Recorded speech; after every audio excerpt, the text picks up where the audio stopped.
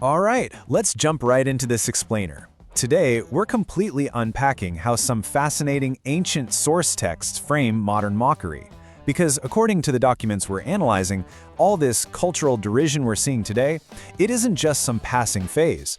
The texts actually map it out as a direct prelude to a prophesied final end times deception.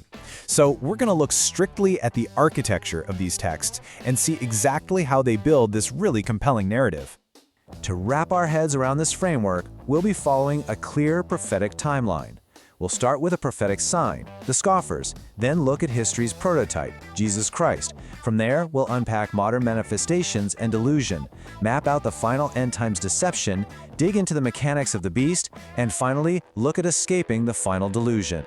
So, let's kick things off with Section 1, a prophetic sign, the scoffers.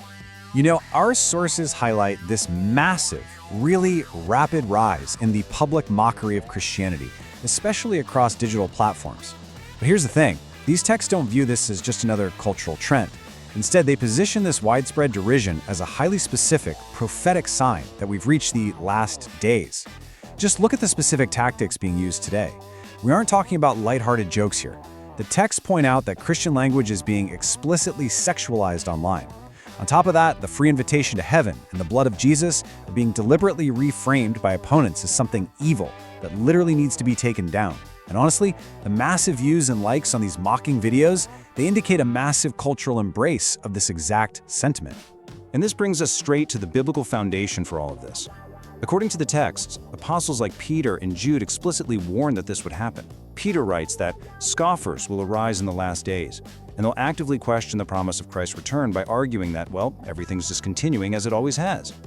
The sources explain that this widespread derision fundamentally stems from a total rejection of divine truth, which gets swapped out in favor of the scoffers' own ungodly lusts, basically their own selfish desires and worldly appetites.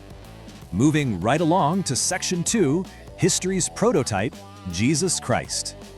To really grasp the present and the future as these texts present them, we absolutely have to look at the past. The sources establish that mockery is not a new phenomenon. It's practically a historical constant for anyone attempting to follow God in this biblical framework. If we trace this through history, the pattern is undeniable. In ancient antiquity, you had prophets like Jeremiah and Job lamenting being in derision daily. Jump forward to 445 BC, and we see Nehemiah's efforts to rebuild Jerusalem getting mocked by critics, guys like Sanballat and Tobiah joking that a fox could knock down their stone wall. But the ultimate prototype for this experience, that's Jesus himself in 33 AD.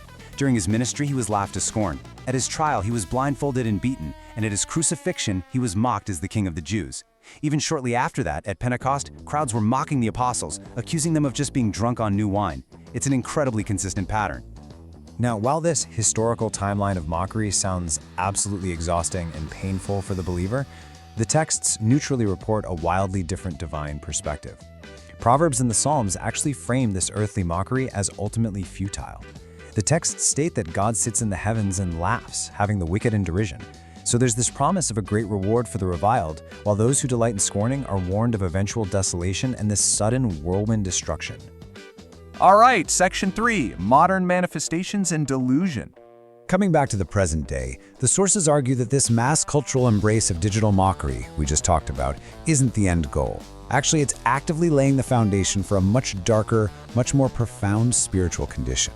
The absolutely crucial concept here is the strong delusion. The texts describe this terrifying mechanism where God actually gives men over to a reprobate mind, essentially a mind completely devoid of moral judgment, specifically because they didn't like to retain God in their knowledge. Because they reject the love of the truth, the sources state that God sends a strong delusion as a divine consequence. And the result? They wholeheartedly believe a lie and find deep pleasure in unrighteousness. Notice the stark spiritual dichotomy here. On one side, you have the love of the truth. This anchors you like deep roots. It involves receiving salvation and actively retaining God in your knowledge. But on the exact opposite side, the strong delusion acts like a chaotic whirlwind. This is where a person is totally consumed by believing a lie, operating with a mind filled with unrighteousness, wickedness, and blasphemy. The texts really frame this as humanity willingly walking right into a spiritual trap. Which brings us to a super fascinating question.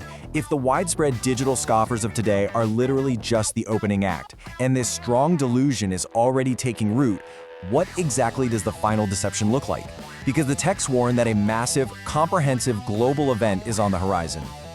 Let's explore that in Section 4, The Final End Times Deception. The biblical sources definitely don't leave this to the imagination. They outline a highly specific, mechanical, and frankly terrifying sequence of deceptive events that have to take place before the return of Jesus Christ. According to Paul's letters and Jesus' own warnings, here are the exact steps of the apocalypse.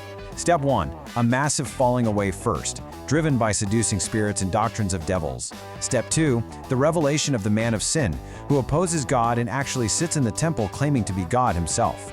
Step 3 features false Christ showing great signs and lying wonders. And these miracles are designed to be so incredibly persuasive that they could potentially deceive even the very elect. Finally, Step 4 escalates to the implementation of mandatory worship of a beast system. And that leads us to Section 5, Mechanics of the Beast.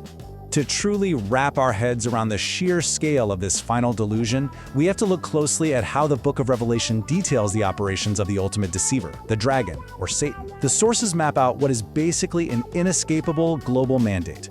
First, a second beast arises, utilizing the power of the first beast to deceive the earth through undeniable miracles. We're talking literally calling fire down from heaven. Then, an image of the beast is given life, speaking, and demanding mandatory worship. If you refuse, the penalty is death. On top of that, a specific mark on the right hand or forehead becomes an absolute requirement just to participate in global commerce. The texts frame this as a system where your physical survival is directly tied to your spiritual submission to falsehood. Underpinning this entire terrifying system is what John's writings identify as the spirit of Antichrist. The sources are crystal clear here. It's defined as any spirit or theology that explicitly denies that Jesus is the Christ or denies that he came in the flesh, meaning living as a physical, breathing human being. This is the ideological fuel for the whole deceptive operation. Finally, Section 6, Escaping the Final Delusion. Now, the source material doesn't just present a doom-laden prophecy and leave it at that. It provides a highly prescribed action plan for believers to resist this incoming tide of global deception. The texts command the church to maintain extreme vigilance. First, believers are instructed to mentally and spiritually detach from the world, dropping anxieties over trivial, fleshly issues like finances. Second, they absolutely must put on the whole armor of God. Why? Because the texts emphasize that their true conflict isn't against flesh and blood humans, but against spiritual wickedness in high places.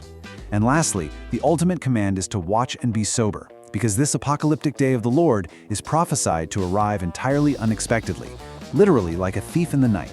It really all boils down to a stark choice between two paths. The wide gate is the path chosen by the vast majority.